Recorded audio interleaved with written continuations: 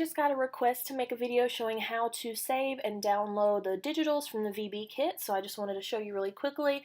Every month you'll get an email with a link to download the digitals for the clip art and all of the different papers.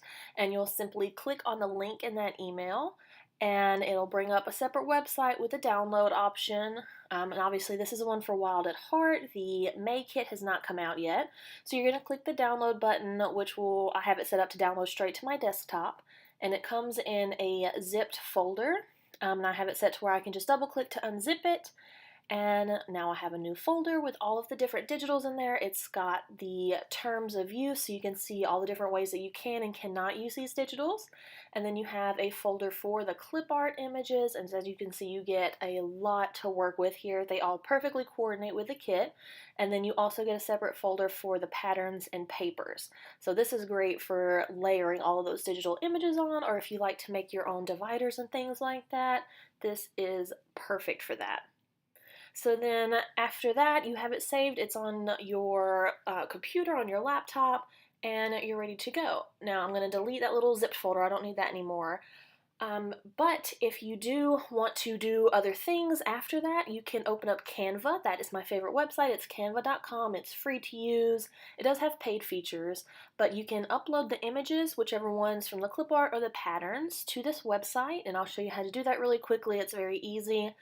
And from there, you can transfer the images from your computer, your desktop, to the website and create on there anything that you want. Die cuts, you can make a layout for printables, for stickers, anything for personal use.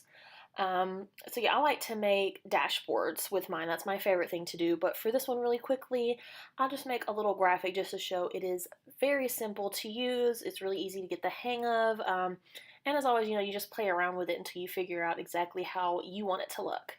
And I've also had some questions about losing the emails. Sometimes they go into promotion folders or into spam folders, so make sure you check all of your different inboxes and also use the search bar on your email. That is so helpful for me. So for this one, I just typed in Wild at Heart, or you could type in VillabeauTIFFul, however it is you want to type it in, and use it to search all of your inboxes, and that'll bring it up really quickly. And then make sure that you do download it as soon as you get that email, because they can be removed after a certain amount of time. I'm not really sure how long that is. It could be just month to month, but you want to make sure you get them before your link expires. That way you can use them whenever you're ready. And something else I found really helpful is to create specific folders for my inbox for all of my creative and crafty stuff. So like all of my inserts from Any Plans, all of my digitals from VillabeauTIFFul, all of the digitals I purchased from Etsy or wherever else, they all go to that specific folder, so they're really easy to find anytime. And after you get all of your digitals saved, I do have a few tutorials on my page underneath the Fun Stuff playlist for how to make page markers, stagger stacked bookmarks, different ways to create on Canva, so I hope you'll check those out too. Thanks for watching, y'all.